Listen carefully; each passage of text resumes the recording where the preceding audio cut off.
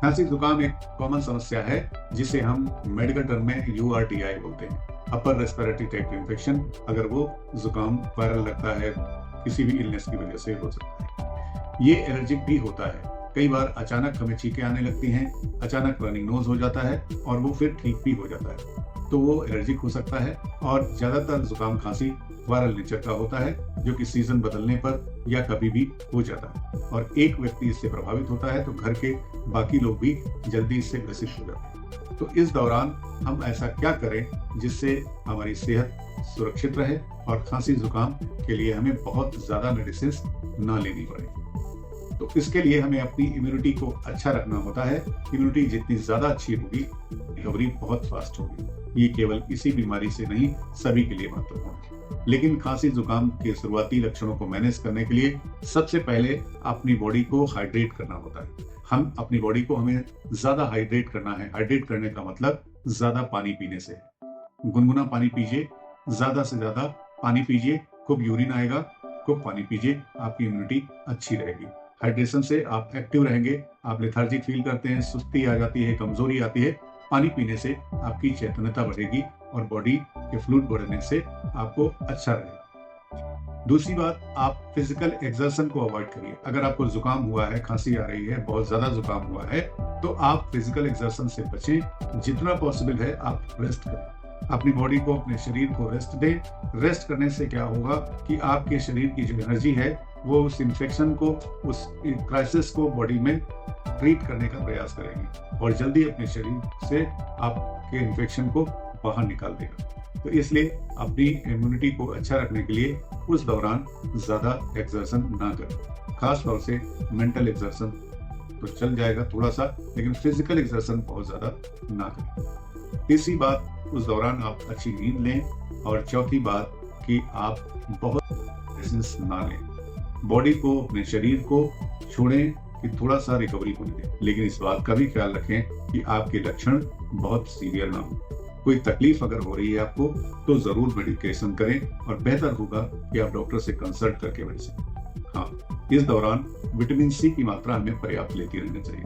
Vitamin C की गोलियां खाने से बेहतर है कि हम सिट्रस फ्रूट्स लें, ऐसे फ्रूट्स लें, ऐसे खट्टे फल लें जिनमें विटामिन सी पर्याप्त मात्रा में पाया जाता है। तो विटामिन सी रिच फ्रूट्स लेना है, पानी ज्यादा पीना है, फिजिकल रेस्ट करना है। गले में खराश है, खांसी है तो आपको सलाइन गार्गल करना है। इतना सब करने से लक्षणों में लगातार सुधार आपको दिखेगा, जिसमें आपको ज्यादा मेडिसिन लेने की जरूरत नहीं पड़ेगी। लेकिन हाँ, इस बात को ध्यान रखना है कि जुकाम खांसी के साथ साथ आपके और सिम्टम कैसे हैं। बुखार तो नहीं है आपको। अगर तेज बुखार आ रहा है इसका मतलब है कि इन्फेक्शन आपको ज्यादा है। अगर बुखार है तो दवा लेनी पड़ेगी आपको और रेस्ट करना ही है।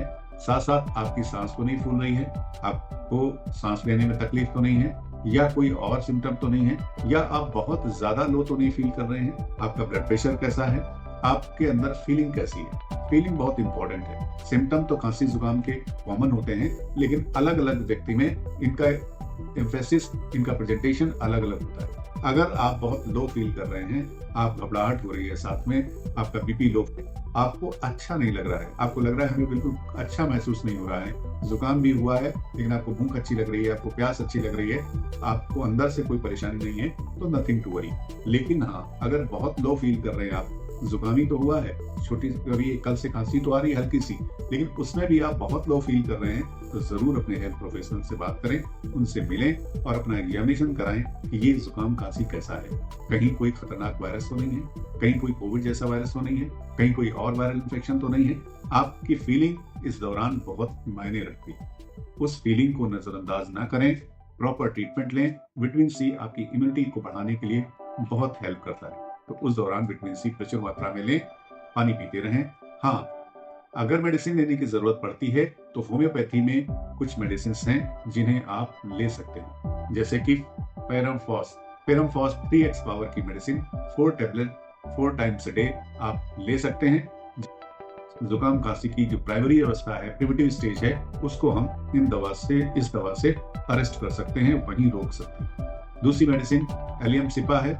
एलियम सिपा में नाक बहती हो, पानी आता हो और छींकें बहुत ज्यादा आती हो, नाक में इरिटेशन होता है, नाक आंखें लाल रहती हैं, नाक लाल रहती है, तो फिर आप ये लक्षण एलियम-सिपा नाम की मेडिसिन के हैं, जो कि 30 पावर की मेडिसिन या 6 पावर की medicine 4 drops 4 times a day आपको हेल्प कर सकती है।